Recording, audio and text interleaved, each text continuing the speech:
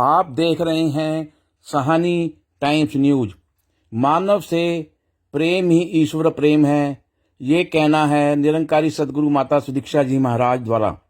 77वें वार्षिक निरंकारी संत समागम का भव्य आयोजन संत निरंकारी आध्यात्मिक स्थल समालका हरियाणा में बड़े ही हर्षोल्लास से किया जा रहा है, जिसमें लाखों की संख्या में श्रद्धालुगण सम्मिलित होकर सुखद आनंद की दिव्य अनुभूति प्राप्त कर रही हैं।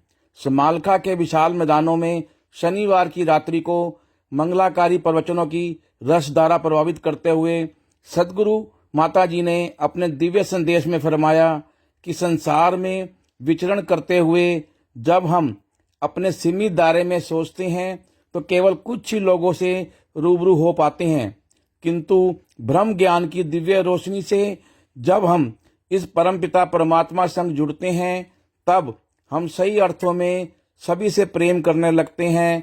यही प्रेम भक्ति ईश्वर प्राप्ति का सरलतम मार्ग है।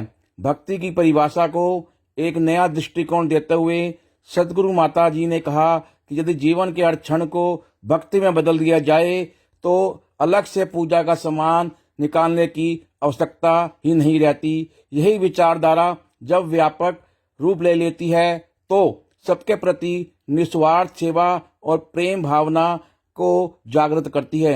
अपने संतों के संग और ध्यान को आत्मा की गहराई से जोड़ने का सरल माध्यम बनाया। सदगुरु माता जी ने उदाहरण स्वरूप समुद्र की गहराई और शांति को सहनशीलता और विनम्रता का सुंदर प्रतीक बताया। जिस प्रकार समुद्र अपने अंदर सब कुछ समेटे हुए होता है फिर भी शांत अवस्था में रहता है, ठीक उसी प्रकार मनुष्य को भी अपने भीतर सहिष्णुता और विशालता विकसित करनी चाहिए। इसके बाद वहां पर एक सुंदर सेवा दल रैली का भी आयोजन किया गया।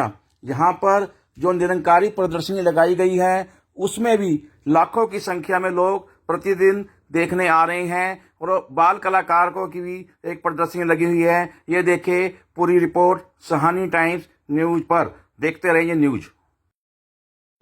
ये विस्तार असीम की ओर का जिक्र कि ये परमात्मा, ये निराकार सीमित नहीं है, ये हमेशा से था, रहेगा, अभी भी है, कण कण में है।